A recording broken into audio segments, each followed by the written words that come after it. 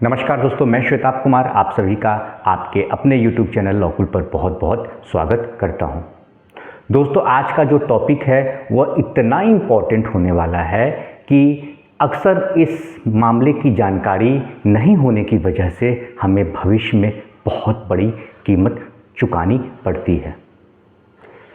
जैसा कि थंबनेल में आपने देखा होगा और जो वीडियो का आज का टाइटल है उससे यह बात तो आपको समझ में आ गया होगा कि जो सेल डीड है उसकी जो मान्यता है यानी उसकी जो वैल्यू है, ठीक है, वह आपकी एक गलती की वजह से ख़त्म हो जाएगी।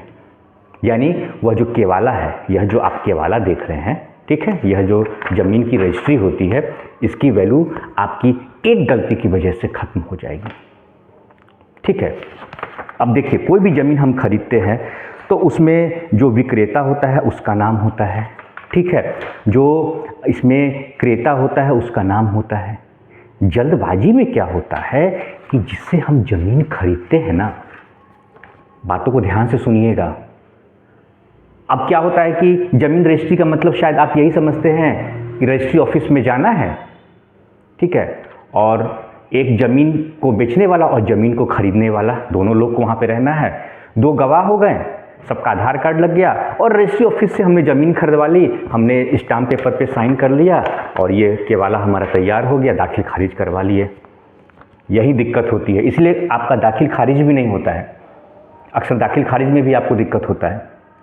और आपका जो केवाला होता है, ठीक है, यह जो केवाला होता है यह चैलेंज हो जाता है। इसमें क्या होता है आपको बता देता हूँ। रजिस्ट्री ऑफिस में रजिस्ट्रार ये इतना नहीं देखते हैं, बस वो देखते हैं, पूछते हैं, थोड़ा बहुत एक दो सवाल आपसे पूछेंगे, वह भी इतना जल्दबाजी में काम होता है। प्रैक्टिकल बात बता रहा हूँ, रजिस्ट्री ऑफिस में ही होता है, ठीक है ना। तो अगर पैसे का नुकसान होगा, क्योंकि आज के डेट में कोई भी ज़मीन अगर देखा जाए तो 1.5 करोड़ 2 करोड़ से कम की कोई प्रॉपर्टी मिल ही नहीं रही है। 1 कट्ठा 2 कट्ठा अगर आप ज़मीन खरीद रहे हैं तो समझ जाए, 1 कट्ठा सवा कट्ठा ज़मीन अगर आप खरीद रहे हैं, 1 करोड़ 30 लाख 35 लाख 1.5 करोड़ तक उसकी जो ऑफ द रिकॉर्ड जाता है उसका कीमत, ठीक। ऑन पेपर कम रहता है, लेकिन ऑफ अगर आप पेपर की बात ना करें हम, ठीक है ना, तो उसकी प्रॉपर्टी की कीमत बहुत ज़्यादा है। तो आप क्या करते हैं कि सबसे पहले जो क्रेता विक्रेता है यह देख लेते हैं कि भाई एक ज़मीन बेचने वाला व्यक्ति है और एक ज़मीन खरीदने वाला व्यक्ति है। मुझे ज़मीन खरीदना है, मेरा तो नाम है ही। अब ज़मीन जो बेच रहा है व्यक्ति, ठीक है, जो व्यक्ति ज़मीन बेच रहा है, ठीक है, यानी कि जो इसमें विक्रेता है, जो ज़मीन बेच रहा है, वह उस ज़मीन का मालिक है या नहीं है। आप देखते ही नहीं दस्तावेज। अब वो कह देते हैं कि हाँ ये मेरे दादा परदादा की ज़मीन है, हम उनके वंशज हैं। अब अकेले वही वंशज हैं क्या, और भी उनके परिवार में कोई हो सकता है? अभी एक मामला मेरे पास आया हुआ था, वो लोग कह रहे हैं कि नहीं दाखिल खारिज देखिए। अरे दाखिल खारिज किसके नाम से है? दादा परदादा के नाम से है। तो सबसे पहले आप ज़मीन का पेपर है उसमें कुछ जानकारी आप लीजिए, ज़मीन के वो मालिक है कि आप उनसे पूछिए कि आप जो ज़मीन बेच रहे हैं उस संपत्ति पर आपका मालिकाना हक कैसे है, ठीक है। रसीद मांगिए, ज़मीन का रसीद जो दाखिल खारिज हुआ है, ठीक है, अंचल कार्यालय में जो होता है या तहसीलदार के यहाँ जो रसीद कटती है, पटवारी के यहाँ, ठीक है ना, वो सब मांगिए, उनसे पूरी जानकारी मांगिए। चौहद्दी देखिए, चौहद्दी सही है या नहीं है। यही नहीं, चौहद्दी आप उनके पास भी जो कागज़ है उसमें भी चौहद्दी देखिए, स्पॉट पर जाइए आप। अगर आप फ्लैट भी खरीदते हैं तो फ्लैट में भी आप पूरा उसका खाता खेसरा, प्लॉट नंबर सब कुछ देखिए, रेरा से अप्रूव्ड है कि नहीं है, यह सब कुछ देखिए। एकदम जल्दबाजी आपको रहता है, आपको यही लगता है कि ज़मीन की रजिस्ट्री करवा ली, ज़मीन मेरा हो गया। ऐसी बात नहीं है दोस्तों, इसीलिए तो केवाला चैलेंज होता है।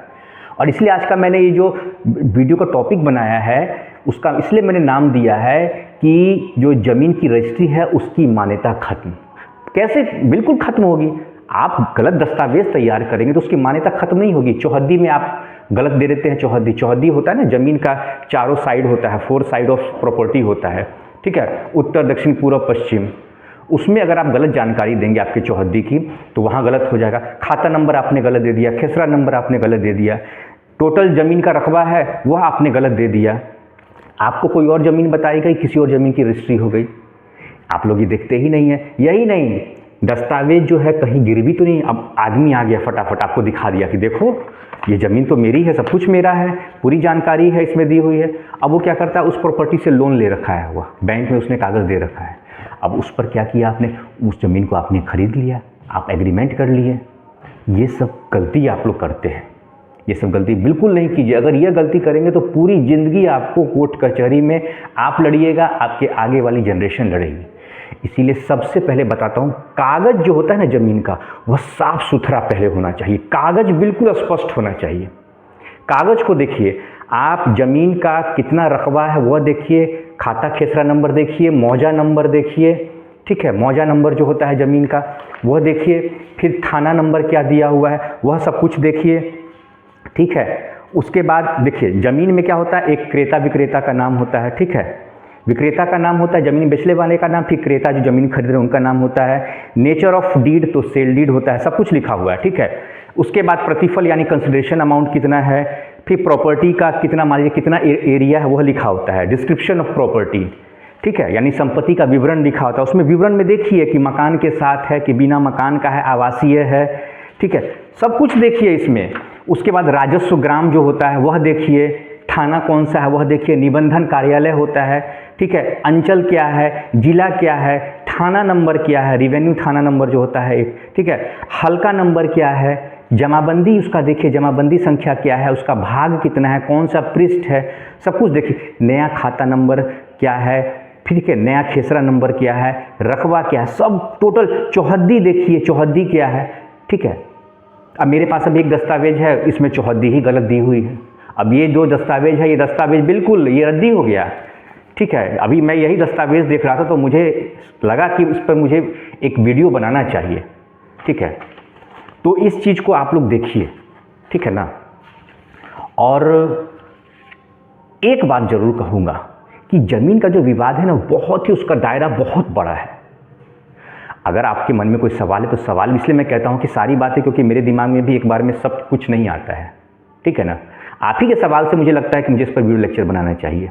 जैसे देखिए अभी एक बात याद आ गया, जैसे एक सवाल मेरे एक व्यूअर ने पूछा था कि सर मेरी चौहद्दी में गलती हो गया, क्या करें। देखिए ततीमा रजिस्ट्री होता है एक साथ, जैसे मान लीजिए कि जैसे ये अभी रजिस्ट्री है ना, इस रजिस्ट्री में क्या हुआ, अभी 6 महीना ही हुआ है ज़मीन की रजिस्ट्री का, तो इनके पास समय है, अभी साल भर पूरा नहीं हुआ है। तो इसमें जो इनका चौहद्दी में गलती हुआ है यह अभी सुधार सकते हैं। ततीमा रजिस्ट्री होता है, इसी में वह कागज़ लग जाएगा, ठीक है, इसी का सप्लीमेंट्री हो जाएगा, उसमें ज़्यादा खर्च नहीं लगेगा।